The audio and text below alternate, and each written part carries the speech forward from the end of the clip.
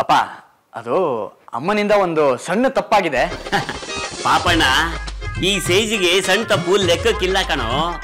ಆಗ್ಬೇಕು ಅಂತ ಇದ್ರೆ ಅದು ಹಾಗೆ ಆಗತ್ತೆ, ಯಾರಿಂದನೂ ತಪ್ಸಕ್ ಸಾಧ್ಯನೇ ಇಲ್ಲ. ಹೌದು ಕಣ್ರಿ, ನೀವ್ ಹೇಳಿದ್ ಕರೆಕ್ಟ್. ಈಗ ನೋಡಿ, ನೀವ್ ಆಫೀಸಿಂದ 50,000 ರೂಪಾಯಿ ತಂದಿದ್ರಿ. ನನಗೇನ್ ಗೊತ್ತಿತ್ತ ಅದು ಆಫೀಸ್ ದುಡ್ಡು ಅಂತ? ಇಲ್ಲ, ನಾನು ದುಡ್ಡು ಕೊಟ್ಬಿಟ್ಟು ಈ ನೆಕ್ಲೆಸ್ ತಗೊಂಡ್ ಬಂದ್ಬಿಟ್ಟೆ. ಆಫೀಸ್ ದುಡ್ಡಲ್ಲ? ನಾನು ಹೇಳಿಲ್ವಾ ಅಪ್ಪನ್ ಕೋಪ ಬರುತ್ತೆ ಅಂತ? ಹರಿ, ಇದಕ್ಕೆಲ್ಲ ನಾನು ಕೋಪ ಮಾಡ್ಕೊಳ್ಳೋದಿಲ್ಲಪ್ಪ. ಆಗೋದನ್ನ ತಪ್ಸಕ್ ಸಾಧ್ಯನೇ ಇಲ್ಲ. If anything has to go wrong, it will. Uttam ಶರಣಂ ಗಚ್ಚಾಮಿ ಫೀಲ್ಸ್ ಅಲ್ಲಿ ಇದ್ದಾರೆ ಇವರು. ಏನಮ್ಮ ಇದು, ಬರೀ ಇಟ್ಬಿಲ್ಲ. ಇಷ್ಟೇ ಆಗುತ್ತೆ ಅಂತ ಗೊತ್ತಿದ್ರೆ ನಿನ್ನೆ 50,000 ರೂಪಾಯಿ ನಾನೇ ತಗೊಂಡ್ಬಿಡ್ತಿದ್ದೆ.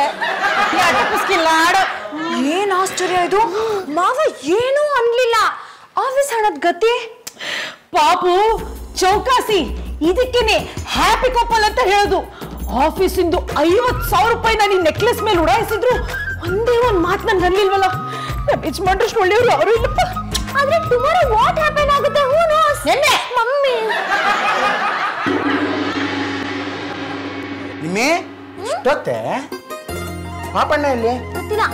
ಪಾಪಣ್ಣ ಅದಕ್ಕೆ ಬಂದೆ ಬಂದೆ ಬಂದೆ ಬಂದೆ ಬಂದೆ ಬಂದೆ ಮಾ, ಬೇಗ ಬಾಮ, ಸಿನಿಮಾಗೆ ಲೇಟ್ ಆಯ್ತು. ಈ ಮಮ್ಮಿ ಯಾವಾಗ್ಲೂ ಲೇಟ್ ಮಾಡ್ತಾರೆ ಕಣೋ. ಥಿಯೇಟರ್ ಅಲ್ಲಿ ಸ್ಟಾರ್ಟಿಂಗ್ ಅಡ್ವರ್ಟೈಸ್ಮೆಂಟ್ ಕಮ್ಮಿ ಮಾಡುತ್ತಲ್ಲ, ಅದು ನಾನು ಸಿ ಮಾಡ್ಬೇಕು. ಜಾನು, ಮಾಯಿ ಯಾವತ್ತೂ ನನ್ನಷ್ಟು ಬೇಗ ರೆಡಿನೇ ಆಗಲ್ಲ, ಯಾವಾಗ್ಲೂ ಲೇಟ್. ನೋಡೋದ್ ಬಿಟ್ಲು ನಮ್ ದಿಗರ್ ದಿಮ್ಮಿ. ನಾನ್ ಯಾರು? ಮಹಿಳಾ ಸಂಘದ ಪ್ರೆಸಿಡೆಂಟು. ನಾನ್ ಯಾರು? ಶ್ರೀಮತಿ ಪಾಚೋ. ಹಿಂಗೆ ನಾನು ಡ್ರೆಸ್ ಮಾಡ್ಕೊಂಡು ಬಂದ್ಬಿಡ್ಲಾ? ನಿಂತರ ಸಿಕ್ಕಿದ 2 ರೂಪಾಯಿ ಸೀರೆ ಉಟ್ಕೊಂಡ್ ಬಂದ್ಬಿಟ್ಟಿದ್ಯಲ್ಲ, ಸ್ವಲ್ಪ ಸ್ಟೈಲಿಶ್ ಆಗಿ ಬರ್ಬೇಕು ನಾನು ಸಿನಿಮಾಗೆ. ಮಾಯಿ, ಸಿನಿಮಾ ಹಾಲಲ್ಲಿ ಲೈಟ್ಸ್ ನ ಆರಿಸ್ತಾರಲ್ಲ. ನಿಜವಾಗ್ಲೂ ಬೇರೆ ಯಾರು ಸಿಗ್ಲಿಲ್ವೇನೋ? ಅಲ್ಲ ದಿಗಿಡ್ದಿಮ್ಮಿ, ಇಂಟರ್ವೆಲ್ ಅಲ್ಲಿ ನನ್ಗೆ ಯಾರು ಫ್ರೆಂಡ್ಸ್ ಸಿಕ್ಬಿಟ್ರೆ ಅವಾಗ ಗುಡುಗುಡು ಅಂತ ಓಡ್ಬಂದು ಡ್ರೆಸ್ ಚೇಂಜ್ ಮಾಡ್ಕೊಂಡು ಹೋಗ್ಲಾ ನಾನು? ಅದಕ್ಕೆ ಮಮ್ಮಿ ಡಾರ್ಕ್ ಅಲ್ಲಿ ಫೈನ್ ಕಾಣಿಸ್ಬೇಕು. ಈ ಗೂಸ್ಲಿಗೆ ಏನ್ ಎಕ್ಸ್ಪ್ಲೇನ್ ಮಾಡ್ತೇನೆ ನೀನು? ಮಾಯಿ, ಗೂಸ್ಲ ಅಲ್ಲ ನಾನು, ಪ್ಲೀಸ್ ಸ್ವಲ್ಪ ಅರ್ಥ ಗೂಬೆ ಇಲ್ಲಮ್ಮ ನಾನು. ಮಾಯಿ, ಓಕೆ ಓಕೆ, ಆಯ್ತಾ ಆಯ್ತಾ, ಮುಗಿತಾ, ಹೊರಡೋಣ.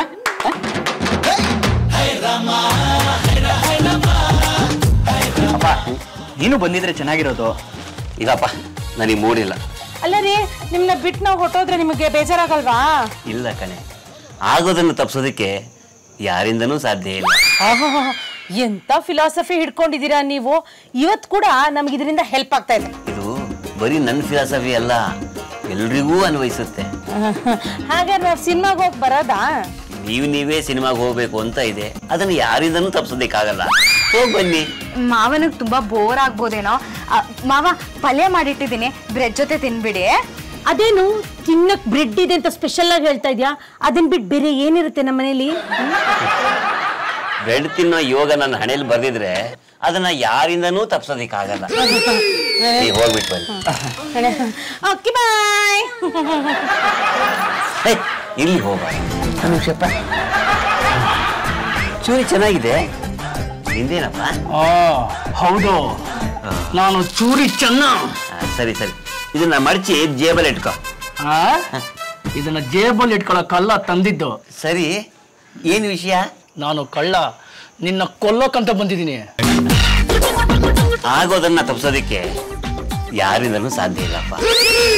ಚೂರಿ ಹಾಕು, ನಿನಗೆ ಯಾವ ಭಾಗ ಇಷ್ಟನೋ ಆ ಭಾಗಕ್ಕೆ ಚೂರಿ ಹಾಕು. ನಾನು ನಿನ್ನ ಕೊಲ್ತಾ ಇದ್ದೀನಿ.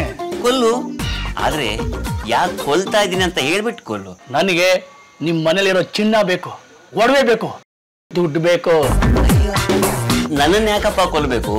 ನೀನು ಸೀದಾ ಹೋಗು, ನೀನು ಏನ್ ಬೇಕೋ ಅದನ್ನ ತಗೊಂಬಂದು ನನಗೂ ಸ್ವಲ್ಪ ಕೊಟ್ಬಿಟ್ಟು ಹೋಗು. ಹೆಂಡತಿ ನನ್ನ ಕೈಗೆ ಏನು ಸಿಗದೆ ಇರೋ ತರ ಇಡ್ತಾಳಪ್ಪ. ನನಗೇನಾದ್ರೂ ಬೇಕೇ ಬೇಕು, ಇಲ್ಲೇನಾದ್ರೂ ತಗೊಳ್ದೆ ನಾನು ಹೋಗೋದಿಲ್ಲ. ಮೊನ್ನೆ ನನ್ನ ಹೆಂಡತಿ ಒಂದು ನೆಕ್ಲೆಸ್ ಮಾಡ್ತಿದ್ದಾರೆ, ಅದು ಒಳಗಡೆ ಇರಬೇಕು.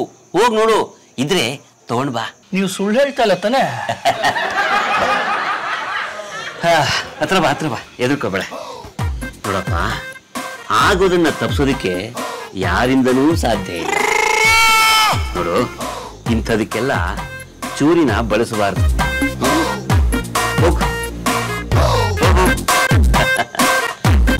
ನೋಡು, ದೇವ್ರ ಮನೆಗಿಂತ ಮುಂಚೆ ಒಂದು ಚಿಕ್ಕದ ಕಟ್ಟೆ ಇದೆಯಪ್ಪ, ಅದನ್ನ ಹತ್ತು ಬಿಟ್ಟು ಹೋಗ್ಬೇಕು, ಇಲ್ಲಾಂತಂದ್ರೆ ಎಡು ಬೀಳ್ತೀಯ. ಅಲ್ಲ ಅಲ್ಮೇರ ಬೀಗ ಹಾಕ್ಬಿಟ್ಟಿದ್ದಾರೆ. ಅಯ್ಯೋ ಕೆಳಗಡೆ ರೂಮ್ ಅಲ್ಲಪ್ಪ, ನೀವು ಮೇಲ್ಗಡೆ ಹೋದ್ರೆ ಬಲಗಡೆಗೆ ಒಂದು ರೂಮ್ ಇದೆ, ಒಳಗಡೆ ಹೋಗು, ಅಲ್ಲಿ ದಿಂಬ್ ಕೆಳಗಡೆ ಬೀಗ ಇಟ್ಟಿರ್ತಾರೆ, ತಗೋ. ಓ ಹುಷಾರು. ಓಹೋ ಗಂಟು ಕಟ್ಬಿಟ್ಟಿದ್ಯಾ, ಪ್ರೊಫೆಷನಲ್. ನಿಮಿಷ ಕೊಡಿ ನೋಡ್ತೀನಿ.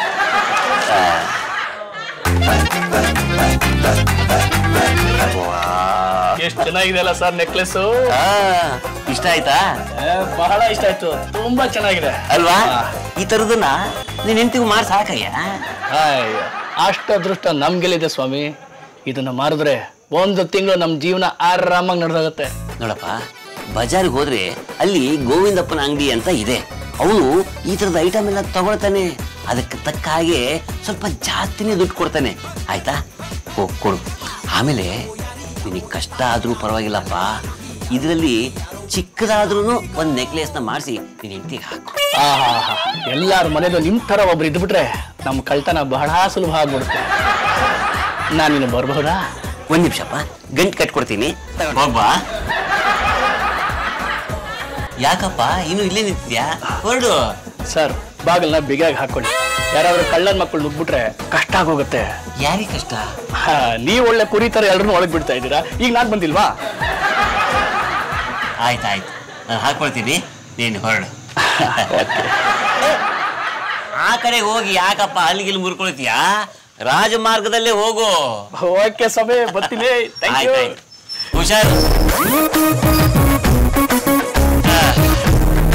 ಆಗ್ಬೇಕಾಗಿರೋದನ್ನ ಯಾರೂ ತಪ್ಸಕ್ಕೂ ಆಗಲ್ಲ.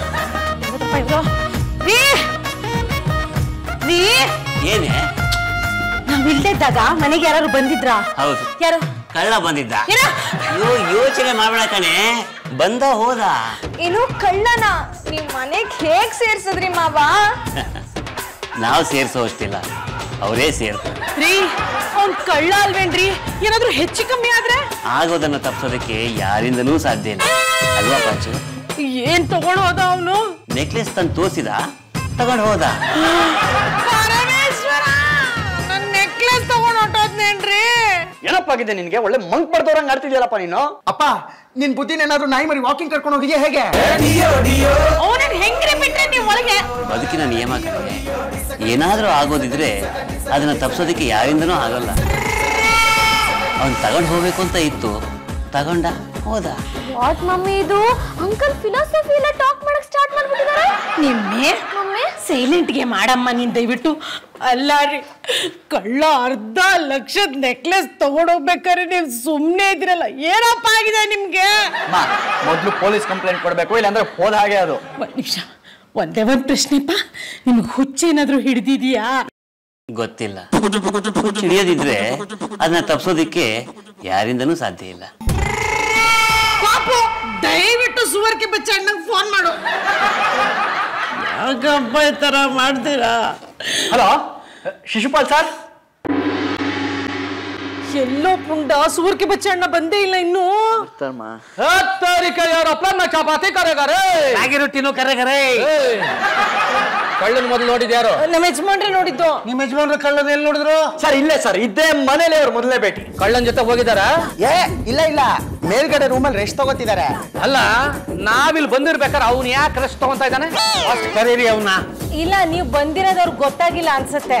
ಸರ್ ನಾವು ಬಂದ ಮೇಲೆ ಅವ್ರು ರೆಸ್ಟ್ ತಗೋತಾ ಇದ್ದಾನೆ ಅಂದ್ಮೇಲೆ ಅವನೇ ಕತ್ತಿರ್ಬೇಕು ಸರ್. ಎಲ್ಲೂ ಮುಚ್ಚಿಟ್ಟಿದ್ದಾನೆ. ಪಾಂಡು ಮನೇಲೆ ಇದ್ಮೇಲೆ ಕಳ್ತನ ಹೇಗಾಗುತ್ತೆ? ಸರ್ ಯಾರೋ ಕಳ್ಳ ಬಂದಂತೆ, ಅವ್ನು ಬಂದು ನಾನು ಕದಿತೀನಿ ಅಂತ ಹೇಳ್ದಂತೆ, ಇವ್ರು ಓಕೆ ಅಂತ ಒಪ್ಕೊಂಡ್ಬಿಟ್ಟಿದ್ದಾರೆ ಸರ್. ಅವ್ನು ಕದ್ಬೋದ ಅವನು. ಸರ್ ಅಲ್ಲಿದೆ ಪಾಯಿಂಟು. ಅಲ್ಲ, ಆ ಕಳ್ಳ ಮತ್ತು ಪಾಂಡುನೇ ಸೇರ್ ಕದ್ದಿರ್ಬೇಕು, ಪಾರ್ಟ್ನರ್ಸ್ ಇನ್ ಕ್ರೈಮ್. ಅಯ್ಯೋ ಸುವರ್ಕೆ ಬಚ್ಚೆ ಅಣ್ಣ, ನಮ್ಮ ಯಜಮಾನ್ರ ಕಳ್ಳ ಅಲ್ಲ, ಆ ದುಡ್ಡು ನಮ್ಮ ಯಜಮಾನ್ರದೇನೆ. ಅವ್ರ ದುಡ್ಡಲ್ಲಿ ನಾನು ನೆಕ್ಲೆಸ್ ತಗೊಂಡೆ. ಇರುತ್ತಮ್ಮ, ಆದ್ರೆ ಅವ್ರು ಯಾಕೆ ಶೇರ್ ಮಾಡ್ಕೊಂಡಿರ್ಬಾರ್ದು? ನಿಮ್ ಥಿಯರಿ ಎಲ್ಲ ನಿಮ್ಮ ಹತ್ರನೇ ಇಟ್ಕೊಳ್ಳಿ. ಹೇಗಾದ್ರೂ ಮಾಡಿ ಆ ಕಳ್ಳನ್ನ, ಆ ನೆಕ್ಲೆಸ್ ನ ಹುಡುಕೊಡಿ ಅಷ್ಟೇ. ನಿನ್ನ ಗಂಡ ಅಪರಾಧಿನ ಅಂತ ಚೆಕ್ ಮಾಡ್ತಾ ಇದ್ದೆಮ್ಮ, ಕಳ್ಳನ್ ಹುಡುಕಿದ್ದಾಯ್ತು. ನಮ್ ಸಾಹೇಬ್ರು ಸೂಪರ್ ಫಾಸ್ಟ್. ಅಂದ್ರೆ ಕಳ್ಳ ಸಿಗ್ಬಿದ್ನಾ? ಅವನೇ ರಸ್ತೆನಲ್ಲಿ ನಮ್ ಸಾಹೇಬ್ರು ಡಿಕ್ಕಿ ಹೊಡೆದು ಕೆಳಗೆ ಬಿದ್ದ. ಆಮೇಲೆ ನಮ್ ಸಾಹೇಬ್ರು ಕೆಲಸ ಸಿಕ್ಕಾಕೊಂಡ. ಹೌದಾ? ಎಲ್ಲಿದ್ದಾನವನು? ಆಚೆ ಇದ್ದಾನೆ ಕಳಪ ಕರ್ಕೊಂಬರ. ಸರಿ ಸರ್. ರಸ್ತೆಯಲ್ಲಿ ಕ್ಯಾಶ್ ಇಟ್ಕೊಂಬಂದು ನನಗೆ ಡಿಕ್ಕಿ ಹೊಡೆದ. ಎನ್ಕ್ವೈರಿ ಮಾಡಿದಾಗ ಗೊತ್ತಾಯ್ತು ನಿಮ್ಮ ಮನೆಯಿಂದ ನೆಕ್ಲೆಸ್ ಕದ್ದಿ ಅದನ್ನ ಮಾರಿ ಕ್ಯಾಶ್ ಇಟ್ಕೊಂಡು ರಸ್ತೆಯಲ್ಲಿ ಬರ್ತಾ ಇದ್ದ ಅಂತ. ನೀವ್ ಆ ಕಳ್ಳಂಗೆ ನೆಕ್ಲೆಸ್ ಕೊಟ್ಟು ಕಳ್ಸಿದ್ರಲ್ಲ, ಆ ಕಳ್ಳನ್ನ ಇವ್ರು ಹಿಡಿದ್ಬಿಟ್ಟಿದ್ದಾರೆ. ಆಗೋದನ್ನ ತಪ್ಪಿಸೋದಕ್ಕೆ ಯಾರಿಂದನೂ ಸಾಧ್ಯ ಇಲ್ಲ. ಸರ್ ನೆಕ್ಲೆಸ್ ಅವ್ರನ್ನ ಕೇಳ್ಬಿಟ್ಟೆ ಸರ್ ನಾನು ತಗೊಂಡಿದ್ದು. ನೆಕ್ಲೆಸ್ ಮಾರಿ ದುಡ್ಡು ತಾನೆ ಇದು. ಏನ್ ಸರ್?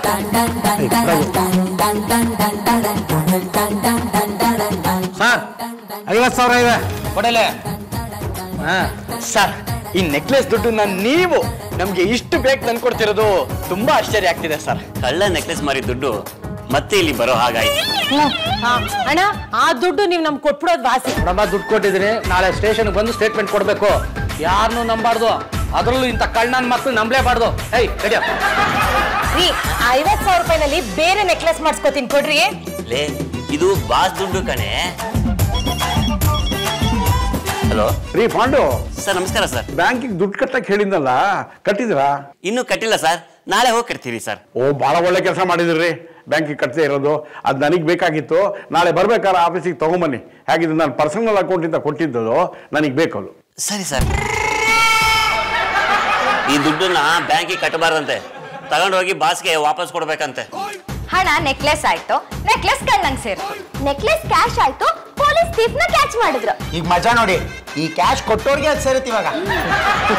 ಕೆರೆಯ ನೀರನ್ನು ಕೆರೆಗೆ ಚೆಲ್ಲಿ ಆಗೋಯ್ತು. ಯಪ್ಪ ಅಲ್ಲ, ಏನ್ ಆಶ್ಚರ್ಯ, ಇಷ್ಟೆಲ್ಲ ಸುತ್ಕೊಂಡು ನಿಮ್ ಬಾಸ್ ದುಡ್ಡು ನಿಮ್ ಬಾಸ್ಗೆ ಹೋಗ್ತಿದೆ. ಇದನ್ನೇ ಬದುಕಿನ ನಿಯಮ ಅಂತ ಹೇಳುದು. ಆಗೋದನ್ನ ಯಾರ ಕೈದನ್ನು ತಪ್ಸಕ್ ಆಗೋದಿಲ್ಲ, ಹಾಗೇ ಆಗುತ್ತೆ.